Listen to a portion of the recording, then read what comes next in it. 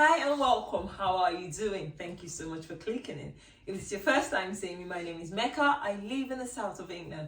I grow most of my vegetables, and thanks to God and life-giving foods, I've been able to heal my body from chronic fatigue, fibromyalgia and pain, and also other food allergies.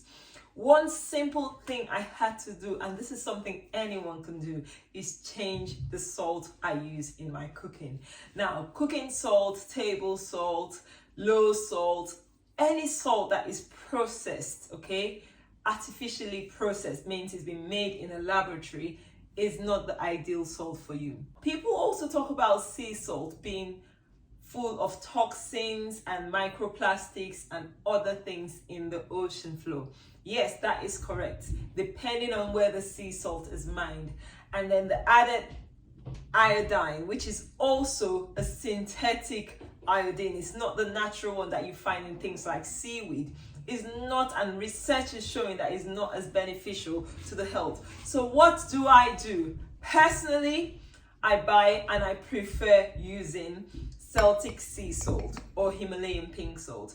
Now, the problem with the Himalayan salt is mainly that it's highly adulterated. Otherwise, if you get a good quality one, it has no anti-caking agents, no added iodine, it's no microplastics, and it's mined from the mountains of the Himalayas in Pakistan. So it's actually free from a lot of pollutants. Now, Celtic sea salt is from the seabeds in France. Now, it's mined from ancient traditional methods. That means dehydration. Nature is used to dry the seawater and then they harvest the salt. It looks quite muddy, yeah. It looks quite muddy, a bit clay, but that's because the waters, the ocean beds where the salts are harvested, has this clay color. It has 15% of water, so it's quite moist when you see it. But the beautiful thing is it's low in sodium. Sodium has been linked with so many issues, especially high blood pressure, which can lead to other cardiovascular issues, high levels of sodium. And obviously, something about salt is if you take more of salt, your taste bud wants more salt. It's a savory thing. I used to really love savory food, not like high salt, but savory thing. But then if you use Celtic salt, you're not just getting sodium, you're getting a lower level of it with other added minerals, howbeit in really small amounts. So don't say, oh yes, I'm getting my potassium, magnesium from my salt. No, you need it in your food as well. But guys, the other salt I would also talk about is the salt that is popularly called sea salt. And it's like high crystallized, blocks, unrefined. Some of them are high in microplastics, and also some of them have gotten iodine added to it. Iodine is fine, but in a synthetic form, research is actually frowning upon it. So what would I recommend and what do I use? I can get Celtic sea salt or Himalayan salt.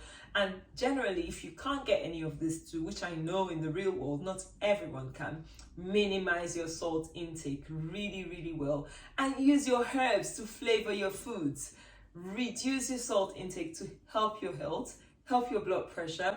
And some people have no issues with blood pressure, but obviously taking too much salt is not good for you in any shape or form. Now, there's this special black Himalayan salt. Apparently, it's from the volcanic ash. It stinks like raw egg or something like that. But it's used mainly for vegan cooking to help give that flavor of some sort of sour, eggy flavor. I buy it, just using it once in a year or thereabouts. So it's not something you want to use in your cooking. The other salt is called it's the Spanish sea salt, almost like the Celtic one, but it's not as moist and it's not as grey. These are the salts I use in my kitchen. What salts do you like using? What are the favorite salts you prefer to use? And also, most importantly, how do you manage to minimize your salt intake? Leave a comment in the comment section. Let me know what you think about this video. If you want to know more about different kinds of salts, let me know also in the comment section. This is just a simple basic video highlighting the basic important or the good salt that I prefer using in my home and why I don't use table salt. Table salts that you buy in the shops are not the best for your cooking or for your health. In general, anything that is synthetic form highly processed should not be used in your body, because these things have actually been shown to have health issues. Now, one beautiful thing I found in my research about Celtic sea salt is that it's really good for your adrenals because it's high in minerals. Now, I don't know details about that, but if something is meant to be good for my adrenals, guys, this is what helps our stress levels and helps us manage, our day-to-day life. And if this is going to be beneficial to me, why not? So if you are one of the people still using normal table salt, can you stop? That's all I ask, for the benefit of your health.